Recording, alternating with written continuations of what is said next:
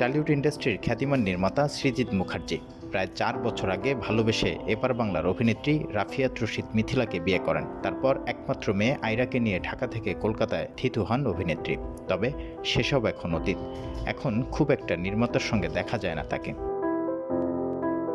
এক ছাদের নিচে থাকেন কিনা সৃজিত মিথিলা, এ নিয়েও নানা চর্চা রয়েছে। এমনকি তাদের দাম্পত্য নিয়েও দেখা যায় নানা গুঞ্জন, শোনা যায় বিচ্ছেদের চর্চাও। আর এসবই গুঞ্জন বলে উড়িয়ে দিয়েছেন তারা।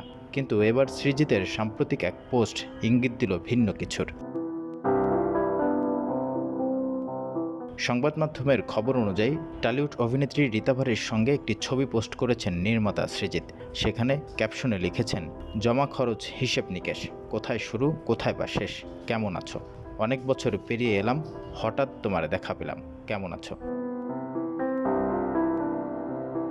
এদিকে একসময় অভিনেত্রী রীতা ভারির সঙ্গে প্রেমের গুঞ্জন ছিল সৃজিতের, যা নিয়ে ব্যাপক জল্পনাও ছিল। আবার রীতা ভারির জন্মদিনের পার্টিতেও নির্মাতার উপস্থিতি ছিল বেশ উজ্জ্বল। দুজনের কেক খাওয়ানো থেকে শুরু করে একসঙ্গে ছবি তোলা, কিছুই বাদ যায়নি। এ অবস্থায় হঠাৎ রীতা ভারির সঙ্গে সৃজিতের সেলফি এবং এমন ক্যাপশন ফের রহস্যের সৃষ্টি করেছে। সোশ্যাল মিডিয়ায় নেটিজেনরা বলছেন, এসবের কারণেই নাকি মিথিলার সঙ্গে দূরত্ব বেড়েছে। তবে ঠিক কেন বা কোন কারণে রীতা ভারির সঙ্গে সৃজিতের সেলফি এবং মিথিলার সঙ্গে সত্যি দূরত্ব হয়েছে কিনা, এ নিয়ে এবার তাদের কারোরই মন্তব্য দেখা যায়নি।